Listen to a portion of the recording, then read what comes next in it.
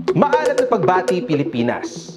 Ngayong na-impeach na ng Kongreso si Vice President Sara Duterte, nasa Senado na raw ang bola para magtuloy-tuloy ang pagpapanagot sa Vice Presidente.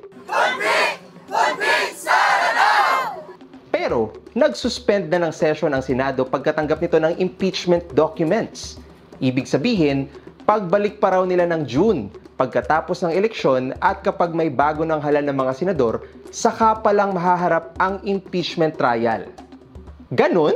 Sabi ni dating Congressman Nery Colmenares, pwede namang magpatawag ng special session si President Marcos Jr. para mag-convene ulit ang Senado at Kongreso at ituloy ang trial. Tumulong ka naman na mahanap ang pondo ng taong bayan. Ituloy niyong impeachment at kung hindi ma-explain ni Sara Duterte kung saan niya ginastos ang pondo ng bayan, dapat i-convict siya. Napakadali ng trial na ito. Kasi yung mga ebidensya, official documents mula sa DBM, mula sa House of Representatives at mula sa COA mismo. May 7 basihan ang impeachment: betrayal of public trust, destabilisasyon, death threat, korupsyon at misuse of confidential funds, panunuhol, at di mapaliwanag na yaman. Pero may mga nagsasabi pa ring aksaya raw sa panahon ng impeachment at hindi naman ito masasagot ang problema ng bansa gaya ng kahirapan.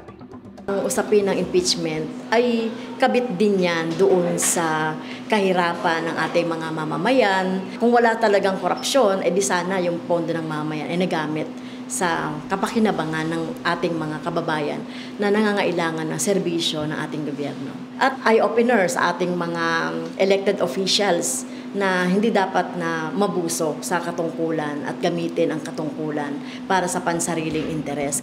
Isa si ACT Teachers Party List Representative Franz Castro sa naunang nag-expose ng mga anomalya sa paggamit ng confidential funds ni VP Sara. Naging susi raw ang ginawang pagbabantay at pagkilos ng taong bayan sa pagkaka-impeach sa Vice Presidente.